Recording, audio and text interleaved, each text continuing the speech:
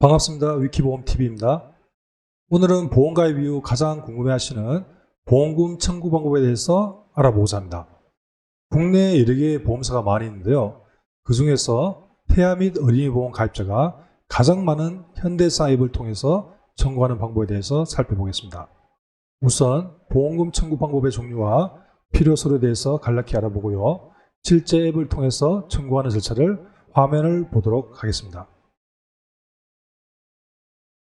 보험금 청구 방법은 크게 4가지가 있죠. 앱, 팩스, 방문, 우편. 이 중에서 가장 많이 선호하시는 방법이 앱과 팩스인데요. 청구 금액이 100만 원 이하면 앱으로도 진행할 수 있고 그 이상이면 팩스로 진행을 하셔야 됩니다. 자, 그럼 통원 필요 서류를 살펴보겠습니다. 통원의 예는 당일 하루에 자녀분들이 감기나 기관지염 등으로 통원하는 경우와 그 외 질병 의심 소견으로 초음파 촬영을 하는 경우가 있을 수 있겠네요. 진료비 영수증, 진료비 세부 내역서를 준비하시면 되고 약 처방을 받았다고 하면 추가적으로 환자 보관용 처방전과 약제비 영수증을 준비하시면 되겠습니다.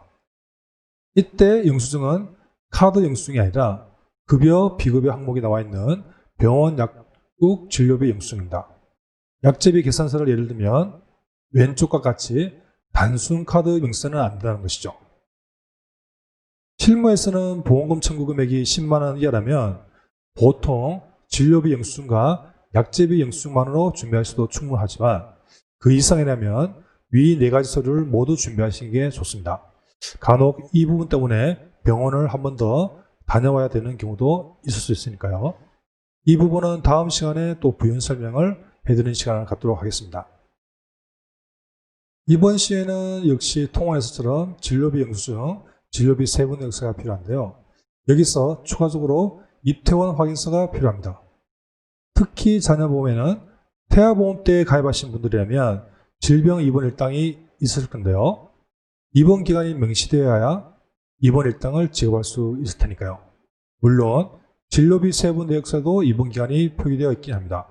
그리고 질병명을 확인할 수 있는 진단서를 보험사들은 입원 시에 요구를 하는데요.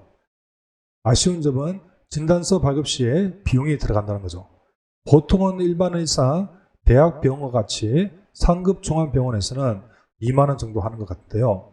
가급적 입퇴원 확인서에 질병명을 기록해 줄 수 있다면 굳이 돈이 드는 진단서를 발급받을 필요는 없겠죠. 제 경험으로는 보통 의원급, 병원급은 이렇게 해주는데 대학병원과 같이 상급 종합병원은 그렇게 해주지 않고 무조건 진단서를 발급받아야 한다는 것이 대부분인 것 같습니다. 그런데 실무에서는 보험금 청구 시 진단금을 받을 것이 없다면 굳이 진단서가 없다 하더라도 처리해 주긴 하는데 이거는 복불복인 것 같습니다. 그럼 이제 본격적으로 현대상 앱으로 청구하는 방법을 살펴보겠습니다. 자녀보험 청구 예시로 계약자는 엄마 또는 아빠, 즉 부모님, 피보험자는 자녀, 즉 계약자, 피보험자가 다른 계약 예입니다. 사고는 질병 입원을 예시로 들겠습니다. 감기, 기관지염, 폐렴 등은 질병이고 우연적인 사고로 넘어졌다, 뜨거운 물에 화상을 입었다, 이런 사고는 상해죠. 우선 앱을 다운로드 해야겠죠. 안드로이드 계열 스마트폰이라면 구글 플레이에서 현대해상 보험금 청구라고 검색하시면 공식 어플리케이션이 나옵니다. 간혹 하단에 다른 보험금 청구 앱이 나오는데 그런 앱을 사용하면 이후에 보험 가입하라고 광고 전화가 오니 주의하세요. 앱을 처음 설치하시고 실행하시면 볼 수 있는 화면입니다. 우선 개인인증을 먼저 해주셔야 되는데요. 우측 상단에 로그인 메뉴를 터치를 합니다. 인증 방법에는 여러 가지가 있는데요. 저는 공인인증서가 스마트폰에 설치되어 있다고 가정하고 공인인증서로 진행을 해보겠습니다. 공인인증서를 터치하시면 인증서 비밀번호를 입력하시고 입력 완료를 하시면 다음 단계로 넘어갑니다. 자, 그러면 인증이 완료되면 로그인 화면은 사라졌죠. 자, 그리고 이 보험금 청구 메뉴를 터치를 해줍니다. 보험금 지급 절차 안내문이 보이는데요. 이용 시간은 365일 24시간 내내 사용할 수 있고 청구 금액이 100만 원 이하 것만 앱으로 사용할 수 있습니다. 그 금액이 넘어간다면 팩스 등으로 진행을 해주셔야 됩니다. 확인 버튼을 터치해 줍니다. 자, 처음 보험금을 접수하는 경우라면 이 신규 접수 바로가기 메뉴를 터치해 줍니다. 자, 그러면 처음 개인 신용 정보를 먼저 동의를 해주셔야 되는데요. 5가지 항목이 있습니다. 이 내용을 모두 다 확인해 주셔야 되고, 내용 보기를 터치하시면 이와 같이 이 내용을 볼 수 있고 모든 내용을 읽고 확인을 5번 정도 해주시면 됩니다.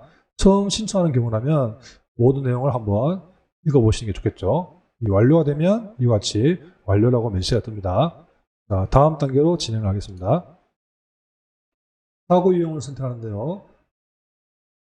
계약자 정보와 그리고 피보험자 정보, 사고 유형, 날짜를 입력해 주셔야 됩니다.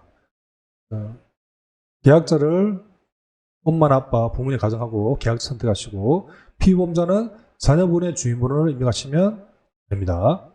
그리고 저희는 기관지음을 예로 들었으니까 질병을 선택하시고 사고 날짜 입력 후에 조회 버튼을 터치합니다. 청구 내역 입력란에는 사고 일시 그리고 의료급여 수급권자 여부는 기본적으로 아니어도 되어 있습니다. 대부분 고객분들이 여기에 해당되시는데요. 만약에 의료급여 수급권자에 해당되신다면 예로 하시면 됩니다.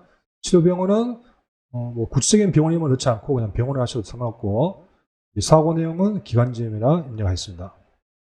다음 단계를 선택하시면 보험금 지급계좌 입력. 최초 이 수익자는 보통 계약자하고 동일하실 텐데요. 그래서 해당 계좌번호를 선택하시면 되고, 기존에 보험금 청구하신 이력이 있다면 또 최근 보험금 지급계좌가 기본적으로 선택됩니다. 플래너 문자 안내는 동일하고 체크되어 있는데요. 이거는 담당 설계사가 있으시다면 담당 설계사에도 이 사고 내역이 문자로 전송된다라는 의미입니다. 만약에 보험금 누락이 의심된다면 이 담당 설계사하고 한번 조언을 구해보시면 좋을 것 같네요. 그리고 구비서류 접수 터치. 사진 등록 방법에는 QR코드 스캔, 사진 촬영 블로그가 있는데요. 저는 여기서 사진 촬영을 예시로 말씀드리겠습니다. 터치하시면 카메라 앨범이 나와 있고요. 카메라는 신규로 촬영하는 메뉴고, 앨범은 기존에 이미 영수증을 다 촬영해 놓으셨다면 이 메뉴를 이용하시면 되겠죠. 그리고 촬영을 하시고, 저는 예시라서 그냥 빈 용지로 촬영을 해봤는데요.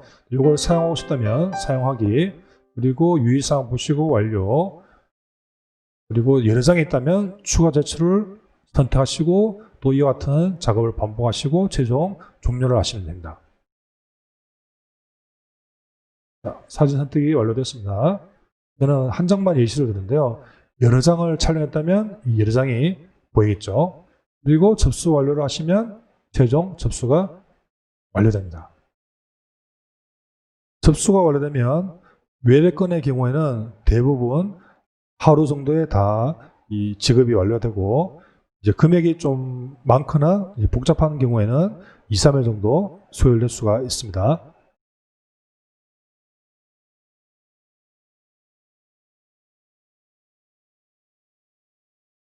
다음 이 시간에는 보험금 청구에 대해서 조금 더 세부적인 주제로 얘기해 볼까 합니다. 크게 4가지인데요. 자신의 가입 증권을 파악해야 하는 이유, 보험금 청구 바로 해야 할까, 보험사가 알고 있는 정보, 보험금의 청구 시효. 현재 제가 얘기할 주제는 위 4가지인데요. 이 내용을 준비하는 이유는 제가 10여 년 동안 보험금 청구를 하면서 느낀 점이, 보험사가 100% 완벽하게 보험금 지급을 하지 않는다는 것입니다. 가입자가 모르면 더 받아야 할 보험금을 놓칠 수 있다는 거죠. 이 내용을 보시면 단순히 보험금 청구를 하는 것이 아니라 전략적으로 가입자에게 도움이 되는 보험금 청구를 하실 수 있으리라 생각됩니다. 아마 가입자분에게 유익한 정보가 되리라 생각되는데요. 많은 기대와 관심 꼭 부탁드립니다.